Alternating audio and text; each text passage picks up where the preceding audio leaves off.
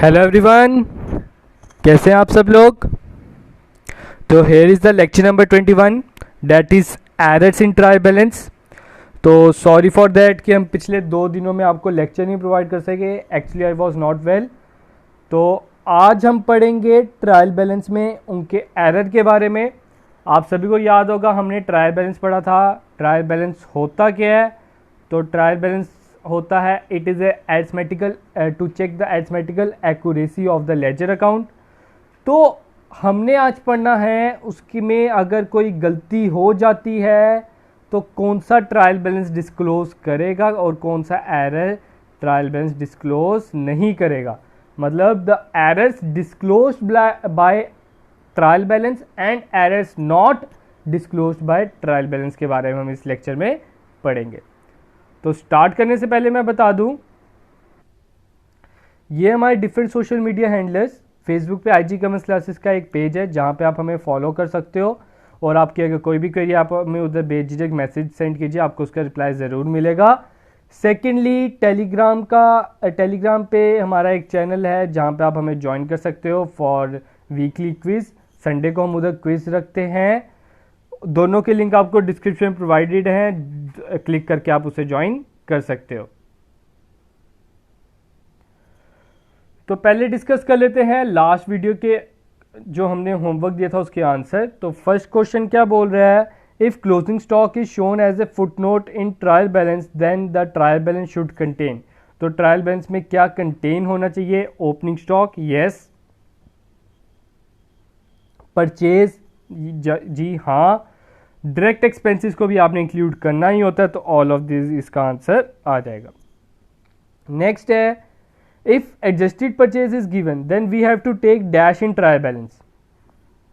अगर adjusted purchase दिया है तो हमने ट्रायल बैलेंस में क्या लेना है? आप सभी को याद होगा क्लोजिंग स्टॉक तब हमने नहीं लेना होता है, लेकिन ओपनिंग स्टॉक नहीं लेना होता। ओपनिंग स्टॉक नहीं लेना होता तो क्लोजिंग स्टॉक तो लेना है। और थर्ड आइटम दिया एडजस्टेड परचेज लेना है, हाँ भाई वो भी लेना है। तो second and third is the right answer. तो चलो स्टार्ट करते हैं। हमने क्या पढ़ना है इस वीडियो में? जैसे मैं पहले बता चुका हूं, errors disclosed bye trial balance and second part जो हम इस वीडियो में पढ़ने वाले हैं that is error not disclosed bye trial balance. वो एरर जो ट्रायल बैलेंस डिस्क्लोज नहीं करता। तो इसके बारे में पहले थोड़ा सा मैं बता देता हूं, फिर आगे पढ़ते हैं। तो आप सभी को याद होगा हम जब ट्रायल बैलेंस बनाते हैं एक साइड होती है डेबिट और एक साइड होती है क्रेडिट, ठीक है। जिसमें आपका डेबिट और क्रेडिट बराबर आ जाए वो एक तरह का हो गया आपकी ट्रायल बैलेंस सही बनी है, आपके अकाउंट्स में कोई गलती नहीं हुई। तो अब जरूरी नहीं है कि जो ट्रायल बैलेंस है वो आपका अगर ट्रायल बैलेंस सही आ गया है इसका मतलब ये नहीं है कि उसमें कोई गलती नहीं है। उसमें कोई गलती हो सकती है लेकिन वो ट्रायल बैलेंस डिस्क्लोज नहीं कर पा रहा। उसका मेन रीजन क्या है आगे हम पढ़ेंगे, उसके रीजंस के बारे में बताएंगे। क्यों ट्रायल बैलेंस ये गलतियां डिस्क्लोज नहीं कर पाता?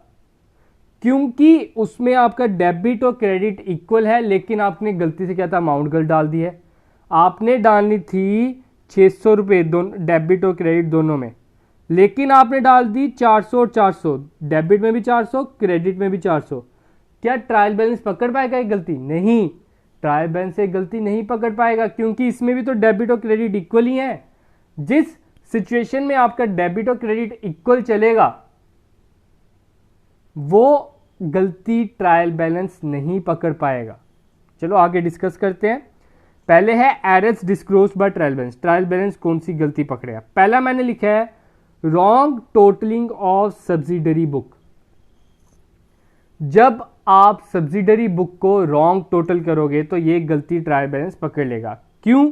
अभी पढ़ लेते हैं। लिखा है मैंने सिंपल भाषा में लिखा है if the total of any subsidiary book is wrongly cast it would cause a disagreement in the trial balance. For example, sale book has undercast by 100. undercast मतलब वो 100 कम बता रहा है। समझ लो आपकी सेल थी 1000 की लेकिन वो शो कर रहा है असली में 900 की, एक्चुअल है 1000। From the sales book all the personal account have been debited correctly but mistake occurred only in sales account. लेकिन आपने जो ये सेल्स बेची हैं लोगों को, उनके अकाउंट आपने सही उतारे हैं। उनके अकाउंट में समझ लो राम आपका 500 शो कर रहा है, श्याम भी आपका 500 शो कर रहा है, वो दोनों आपके 500 और 500 शो कर रहे हैं, 1000 शो कर रहा है, टोटल 1000। लेकिन आपका जो सेल्स अकाउंट है वो 900 शो कर रहा है, लेकिन करना 1000 शो चाहिए था। इधर आप देख सकते हो डेबिट और क्रेडिट सेम नहीं है, 100 का डिफरेंस आ रहा है। तो ये जो एरर है ये पकड़ लेगा आपका trial balance. Thus the trial balance disagree to the extent of ₹100, credit side fall short by amount 100।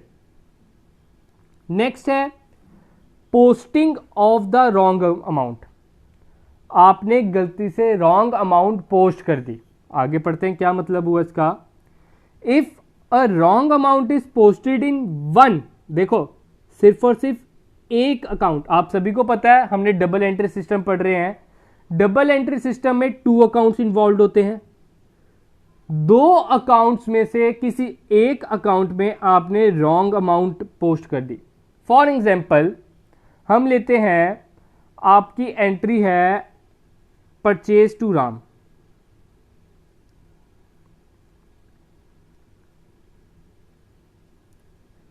Purchase account में आप डाल रहे हो 1000, राम अकाउंट में आप डाल रहे हो 900, तो ये तो गलत हो गया ना। ये चीज ट्रायल बैलेंस पकड़ लेगा क्योंकि डेबिट इज टू क्रेडिट नहीं चल रहा इसमें। तो इसको हम बोलेंगे पोस्टिंग द रॉन्ग अमाउंट। आप जैसे द एग्जाम्पल भी पढ़ सकते हो, sales made to Ram ₹570 wrongly debited to Ram account. 570 की जो हमने सेल की थी, हमने राम अकाउंट में रॉन्गली डेबिट कर दी 750 की, 570 की जगह 750 कर दिया instead of 570। Ram account has been over debited, जिसके कारण राम अकाउंट का डेबिट हमने ज्यादा कर दिया। हमने उसे डेबिट करना था 570 से, लेकिन डेबिट कर चुके हैं 750 से। तो कितना ज्यादा, 180 ओवर डेबिट हो गया अगर हम इन दोनों को माइनस करें। Thus the debit side will exceed by 180। तो इससे क्या होगा, आपका जो डेबिट साइड है 180 ज्यादा दिखाएगा बैलेंस जो आपका एक्चुअल का होना चाहिए। ठीक है, तो इसका मतलब posting of wrong amount also reflects the error in trial balance. Next है posting an amount on the wrong side of the account. अब आपने क्या किया, ऊपर तो आप क्या कर रहे थे, रॉन्ग अमाउंट को पोस्ट कर रहे थे। ठीक है, अब आप अमाउंट पोस्ट कर रहे हो लेकिन गलत साइड पे। आपने डेबिट करना है 100 रुपीज को, समझ लो आपने डेबिट करना है, आप उसे 100 रुपीज को क्रेडिट कर दिया। तो इससे भी क्या होगा, आपकी गलती पकड़ी जाएगी। अभी एग्जाम्पल ले लेते हैं, देखते हैं क्या लिखी है एग्जाम्पल। मैंने सीधे एग्जाम्पल ही लिखी है मैंने, a credit sale made to a customer ₹500। आपने कस्टमर को क्रेडिट सेल की 500 की, तो इसकी एंट्री क्या होगी, समझ लो आपका कस्टमर है राम, राम टू सेल, यही एंट्री होगी और कोई तो नहीं होगी। 500 has been credit to customer account. आपने कस्टमर अकाउंट के क्रेडिट कर दिया 500 इंस्टेड ऑफ डेबिट। आप देख रहे हो राम को हमने डेबिट किया है, लेकिन आप इसको भी क्रेडिट कर रहे हो, सेल को भी क्रेडिट कर रहे हो। 2 क्रेडिट कर दिए, अब डेबिट एक भी नहीं हुआ, तो गलती तो पकड़ी जाएगी ना। As a result of this error the credit side of the trial balance will exceed by 1000। इसके कारण क्या हो जाएगा, आपका जो ट्रायल बैलेंस है वो क्रेडिट साइड उसका जो है वो 1000 ज्यादा बताएगा, क्योंकि 500 इधर से और 500 इधर से 1000 शो करेगा इस तरफ, और इस तरफ जो डेबिट साइड है नील शो करेगा। उसके कारण आपका जो ये डबल एंट्री सिस्टम है ये फॉलो नहीं करेगा और ये आपका गलती पकड़ लेगा। अगला है posting twice to a ledger. आपने किसी लेजर अकाउंट में, समझ लो जैसे राम अकाउंट को, राम अकाउंट में आपने 2 बारी एंट्री कर दी। राम अकाउंट में आपने ट्वाइस डबल टाइम एंट्री कर दी, तो इससे क्या होगा, इससे भी आपकी गलती पकड़ी जाएगी। क्या समझ लो, राम को आपने डेबिट करना था 100 से, अब आप 2 बारी डेबिट कर रहे हो, 2 बारी 100 से करने का मतलब क्या हो गया, 200 रुपये हमने डेबिट किया, लेकिन क्रेडिट हमने एक ही बारी किया जो दूसरा अकाउंट था, डेट is sale account. Credit side तो 100 ही है लेकिन डेबिट साइड 200 है, ठीक है। तो उससे कारण क्या होगा, फिर से ट्रायल बैलेंस गलत आया, डेबिट 200 क्रेडिट 100, तो ये भी आपकी गलती पकड़ी जाएगी। तो इधर मैंने जो दूसरी एग्जांपल लिखी है वो भी हम पढ़ लेते हैं। Salary of ₹500 paid has been debited to salary account twice by mistake. Salary आपने 200 की 500 की पे की, उसको आपने 2 बारी लिख दिया सैलरी में, 500, इधर भी 500, तो इधर 1000 आ जाएगा। लेकिन कैश अकाउंट में सिर्फ आपने क्रेडिट 500 ही किया, क्रेडिट तो 500 ही हुआ, तो इससे आपका देखो डेबिट आपका 1000 आ रहा है और क्रेडिट आपका 500 आ रहा है, तो ये भी आपकी गलती पकड़ी जाएगी। नेक्स्ट है omission of an account from trial balance. समझ लो हमने सारे अकाउंट बनाए, लेकिन गलती से हमारा समझ लो राम अकाउंट भी है, श्याम भी है, कैपिटल भी है, बैंक भी है, कैश भी है, ये सारे अकाउंट है हमारे। मैंने राम अकाउंट डाला ट्रायल बैलेंस में, श्याम डाला, कैपिटल डाला, बैंक डाला, कैश को मैं डालना ही भूल गया। ओमिशन का मतलब भूल जाना, मैं उसे डालना ही भूल गया, तो वो भी तो गलती पकड़ी जाएगी। इसको मैंने डाल दिया क्रेडिट साइड, इसको भी इसकी सही जगह वाली साइड डेबिट साइड डाल दिया, कैपिटल को क्रेडिट साइड डाल दिया, बैंक को मैंने डेबिट साइड डाल दिया, लेकिन मैं देख रहा हूं मेरा डेबिट और क्रेडिट इक्वल नहीं आ रहा। फिर से मैं चेक करूंगा, मैंने फिर से चेक किया, देखा भाई साहब मैंने तो गलती कर दी, मैंने तो कैश डालना ही भूल गया। कैश अकाउंट तो बनाया लेकिन मैं कैश अकाउंट डालना ही भूल गया हूँ ट्रायल बैलेंस में, तो ये भी मेरी मिस्टेक पकड़ी जाएगी इन ट्रायल बैलेंस। आगे आपके लिए होमवर्क भी है, वो भी आपने देना है, थोड़ा सा बोरिंग है ये, आगे देखते रहिए, आपका जो हम सेकंड टॉपिक इसमें पढ़ाएंगे आपको वो आसान लगेगा। अगला है balance of account return to the wrong side of a trial balance. अब जो अकाउंट का बैलेंस है, अकाउंट का जो बैलेंस है उसे आपने ट्रायल बैलेंस के गलत साइड पे लिख दिया। फॉर एग्जाम्पल जैसे कि अभी हमने ऊपर कैश का लिया, कैश का बैलेंस हमने ट्रायल बैलेंस में कहां लिखना है, डेबिट, मैंने लेकिन उसको लिख दिया क्रेडिट, तो उससे भी मेरा क्या होगा, ट्रायल बैलेंस गलत आ जाएगा। ठीक है, आगे बढ़ते हैं। अब आगे है आपके लिए errors not disclosed bye trial balance. गलतियां हैं ये, लेकिन ट्रायल बैलेंस डिस्क्लोज नहीं करता। ये क्यों नहीं करता, इसका अभी आपको रीजन आपको पता चलेगा। पहली गलती बोलता है error of complete omission. Omission क्या होता है, इंग्लिश वर्ड है ये, कोई कॉम्प्लिकेटेड वर्ड नहीं है। ओमिशन होता है भूल जाना, पूरी की पूरी एंट्री करना ही भूल गए आप।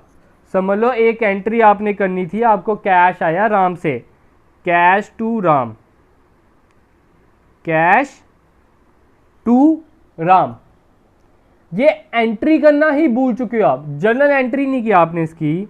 अगर आपने इसकी जर्नल एंट्री नहीं की, इसका लेजर भी नहीं बना होगा, अगर लेजर नहीं बना तो ट्रायल बैलेंस में क्यों आएगा ये। ठीक है, तो ये जो गलती है ये ट्रायल बैलेंस नहीं ढूंढ पाएगा।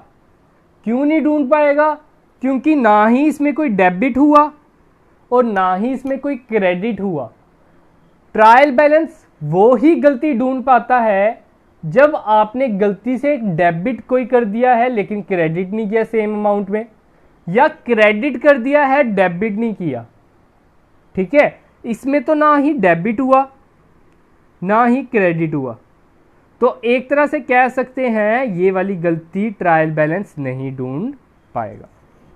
जैसे कि मैंने एग्जांपल लिखी है, if goods worth ₹2000 have been received back from a customer and the entry has not been made in the return inward, और आप उसे रिटर्न इनवर्ड बुक में डालना ही भूल गए हो, तो ये तो एंट्री ही ओमिट हो गई है। तो there is no debit and credit, इधर ना ही कोई डेबिट हुआ ना ही कोई क्रेडिट हुआ, thus the trial balance will agree. इसमें क्या होगा, आपका ट्रायल बैलेंस एग्री करेगा, दोनों का टोटल प्लस रहेगा, even though there is a mistake. फिर भी इधर मिस्टेक है क्योंकि हम वो एंट्री करना ही भूल चुके हैं। नेक्स्ट है एरर ऑफ कमीशन।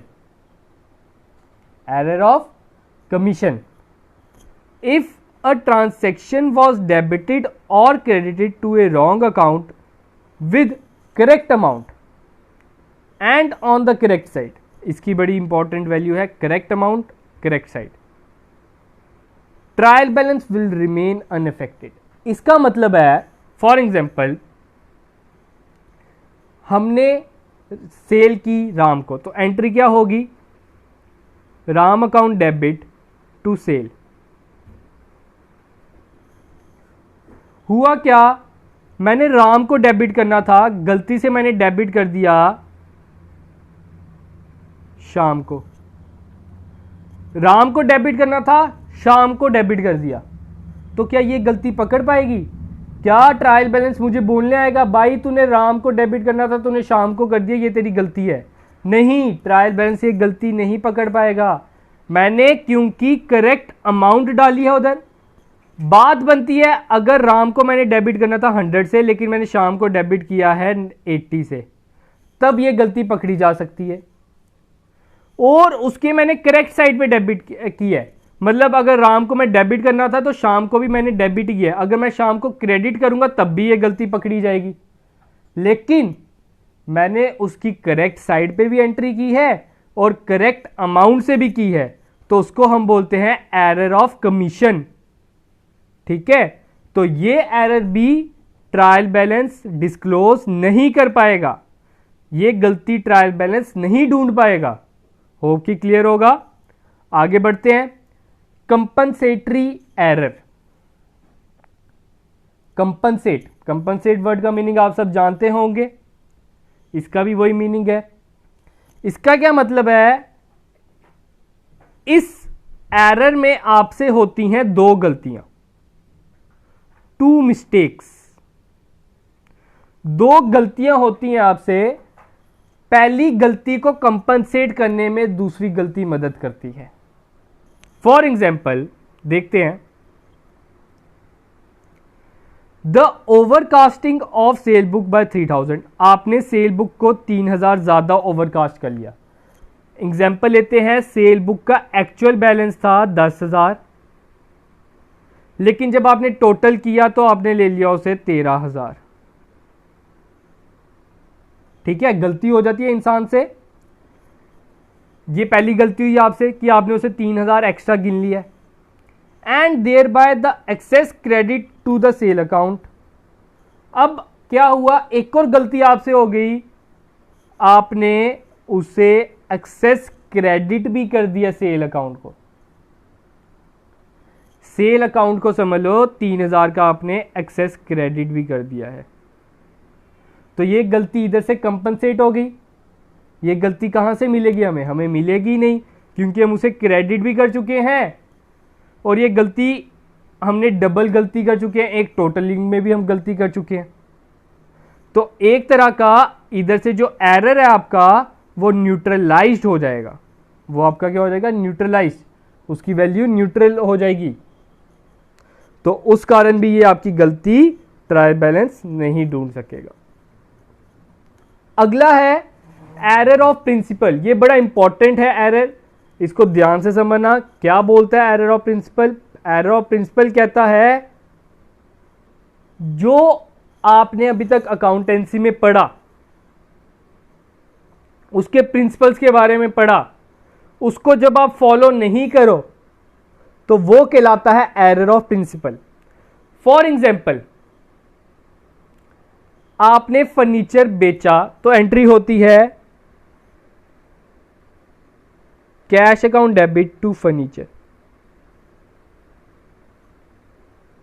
लेकिन आप इस फर्नीचर को अगर गलती से आपने फर्नीचर की जगह लिख दिया है सेल, हमने आपको बताया था कि सिर्फ और सिर्फ हम सेल वर्ड और परचेज वर्ड उनके लिए यूज करते हैं जो प्रोडक्ट में हम डील करते हैं, उनके बेचने और खरीदने की चीज को हम परचेज या सेल वर्ड यूज करते हैं। इधर आपका जो फर्नीचर है ये कैपिटल नेचर का है और ये रेवेन्यू नेचर का है। आपने कैपिटल और रेवेन्यू में कोई डिफरेंस ही नहीं रखा, तो इसमें क्या होगा, ये वाली गलती भी आपका ट्रायल बैलेंस नहीं ढूंढ पाएगा, क्योंकि आपने अमाउंट तो सही डाली है और करेक्ट साइड पे भी लिखा है। डेबिट अगर करना है तो डेबिट ही करना है और क्रेडिट करना है तो क्रेडिट ही करना है। बस तो बस आपसे गलती क्या हुई है, आपके प्रिंसिपल की गलती होगी है, जो रूल्स है अकाउंटेंसी के आपसे उसकी गलती हुई है और कुछ नहीं। There will be no effect on trial balance because double entry will be passed and one account will be debited and other credited. इस एंट्री में एक अकाउंट डेबिट भी हुआ है तो दूसरा अकाउंट क्रेडिट भी हुआ है with the same amount and the on the same side, जो उसकी एक्चुअल करेक्ट साइड पे होना चाहिए। ठीक है, जैसे कि एग्जांपल पढ़ लेते हैं फिर से एक बारी। Building sold credit to sale account. Building जब आप बेचते हो आपने सेल अकाउंट में थोड़ी डालनी है, उसे तो आपने बिल्डिंग अकाउंट में ही डालनी है। Commission paid for purchase of land debit to commission account. आपने लैंड की जो कमीशन पे की वो आपने कमीशन अकाउंट में डाल दी, नहीं वो तो लैंड में डलती है। जो एसेट को खरीदने में खर्चा होता है वो आप एसेट में डालते हो, तो इसे हम बोलेंगे एरर ऑफ प्रिंसिपल। अगला है recording wrong amount in subsidiary book. इसका मतलब है आप रॉन्ग अमाउंट ही सब्सिडरी बुक में लिख रहे हो। फॉर एग्जाम्पल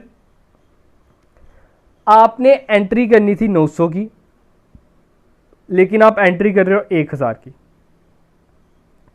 आपको ट्रायल बैलेंस बोलने आएगा क्या आपने एंट्री 900 की करनी थी कि 1000 की कर दी आपने? ऐसा कुछ नहीं है, ट्रायल बैलेंस को नहीं पता चलेगा। ट्रायल बैलेंस को तभी पता चलेगा अगर आपने दोनों अकाउंट में डिफरेंस रखा है। एक को अगर आप 900 से करते हो दूसरे को 1000 से करते हो तभी वो ढूंढ पाएगा। जब आपने दोनों को ही 1000 से कर दिया तो वो गलती नहीं ढूंढ पाएगा, तो उसको हम बोलेंगे it is not to be disclose by trial balance. आप जैसे देख सकते हो, recording wrong entry amount in the subsidiary book will not be disclose by trial balance. थोड़ा सा मुश्किल है ये कंसेप्ट, इसके वजह से इतने एमसीक्यू आने नहीं वाले। मैं बता देता हूँ आप सभी के अप्रोच पे मैं वाला टॉपिक करा रहा हूँ। अब आगे हम थोड़े से इसके ऊपर एमसीक्यू डिस्कस कर लेते हैं, ताकि जो थोड़ा सा बचा बूचा आपके लिए प्रॉब्लम हुई है इस टॉपिक को पढ़ने में वो आसानी हो जाए। तो आज होमवर्क नहीं है आपके लिए, आज आपको बस और आपको मैं इसके आंसर्स बता रहा हूं। Which of the following is not an error of principle. ये कह रहा है नीचे दिए गए ऑप्शन में कौन सा एरर ऑफ प्रिंसिपल नहीं है। अभी हमने ऊपर पढ़ा एरर ऑफ प्रिंसिपल वो होता है जिसमें आप कैपिटल नेचर को रेवेन्यू नेचर में या रेवेन्यू नेचर को कैपिटल नेचर में डालते हो। अब आप देख सकते हो रिपेयर और the overhauling of machine purchased है, तो ये जो है ये आपका एरर ऑफ प्रिंसिपल है, क्योंकि ये आपने डेबिट टू रिपेयर अकाउंट नहीं करना था, ये आपने डेबिट करना था मशीन अकाउंट में। तो ये आपका एरर ऑफ प्रिंसिपल है, हमने नॉट ढूंढना है। तो इसका हम सी वाला पढ़ते हैं। ओल्ड कार को आपने सेल अकाउंट में क्रेडिट कर दिया है, इसे हमने ओल्ड कार पे ही करना था, तो ये भी एरर ऑफ प्रिंसिपल है। फिर है purchase of furniture debit to purchase account. Furniture को आपने परचेज अकाउंट में डेबिट कर दिया, लेकिन हमने इसे फर्नीचर में डेबिट करना था, तो ये भी आपका एरर ऑफ प्रिंसिपल है। तो एरर ऑफ प्रिंसिपल इनमें से कौन सा नहीं है? That is cash paid to current posted to salary account आपका एरर ऑफ प्रिंसिपल नहीं है। ठीक है, आगे बढ़ते हैं। Trial balance is equal from both side. Trial balance जो है दोनों साइड से इक्वल है, but still there is some error. लेकिन फिर भी उधर कुछ एरर है। वो क्या मतलब है इसका? इसका मतलब है errors not disclose by trial balance. ठीक है, एरर कौन से डिस्क्लोज नहीं करता ट्रायल बैलेंस? जिसमें आपके डेबिट और क्रेडिट दोनों इक्वल होते हैं। तो इसमें से देख लेते हैं। There may be one sided error, there is no error in the book, there may be two-sided error in the book, there may be two-sided and one-sided error in the book। तो इसका answer आ जाता है that is C1, there may be two-sided error in the book। इधर debit में भी गलती हुई है और क्रेडिट में भी गलती हुई है, तभी जो ट्रायल बैलेंस है इक्वल आया है, लेकिन वो ढूंढ नहीं पाया एरर है क्या। ठीक है, अगले पे बढ़ते हैं। If wages paid for construction of building are debited to wages account, अगर आप वेजेस पे कर रहे हो कंस्ट्रक्शन ऑफ बिल्डिंग पे, तो आपने उसे वेजेस अकाउंट में डेबिट कर दिया। हमने असली में उसे डेबिट किस में करना है, आपको मैं पहले भी बताते आया हूं कि उसे हमने बिल्डिंग अकाउंट, एसेट के ऊपर कोई भी खर्चा करते हो तो वो एसेट में ही इंक्लूड हो जाता है। तो इस एरर को हम कौन सा एरर बोलते हैं, that is error of principle. इस एरर को हम बोलते हैं एरर ऑफ प्रिंसिपल। अगला बढ़ते हैं। If an error not detected in spite of all efforts, trial balance does not agree and then what measure will be taken for the agreement of trial balance. अगर हमने सब कुछ सारी गलतियां ढूंढ भी ली, फिर भी हमें गलतियां नहीं पता चल रही कि क्या गलती हुई है, हमें ट्रायल बैलेंस हमारा बराबर क्यों नहीं आ रहा, तो उस टाइम पे हम क्या करेंगे, उस टाइम पे हम करेंगे ओपन अ सस्पेंस अकाउंट।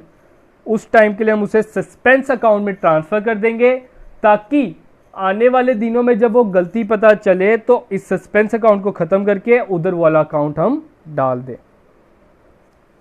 आगे है, which of the following error should be disclose by trial balance. नीचे दिए गए एरर में से कौन सा एरर ट्रायल बैलेंस से डिस्क्लोज होना चाहिए। ठीक है,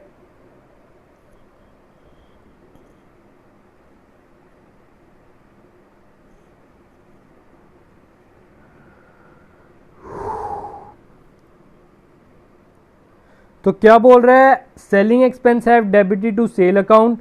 आपका जो सेलिंग एक्सपेंस है उसे आपने डेबिट कर दिया सेल अकाउंट में। सेलिंग एक्सपेंस भी आपने डेबिट ही करने थे, सही, हमने बस डेबिट ही किया है। अगर इधर हम क्रेडिट करते तो ये मिस्टेक ढूंढ लेता, लेकिन हमने डेबिट ही करना था तो डेबिट ही हुआ है, लेकिन हमने गलत अकाउंट में किया, कोई चक्कर नहीं। सेकंड है, credit sale of 2500 entered in both the account 250। 2500 की जगह हमने दोनों अकाउंट में 250 लिख दिया है, तो ये भी गलती डिस्क्लोज नहीं कर पाएगा।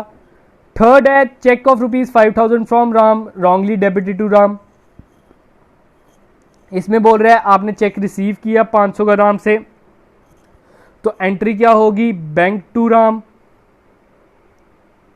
लेकिन आपने इसमें बैंक भी डेबिट कर दिया है, राम भी डेबिट कर दिया है, तो दो डेबिट कर दिए, क्रेडिट कोई किया ही नहीं, तो ये गलती डिस्क्लोज करेगा ट्रायल बैलेंस।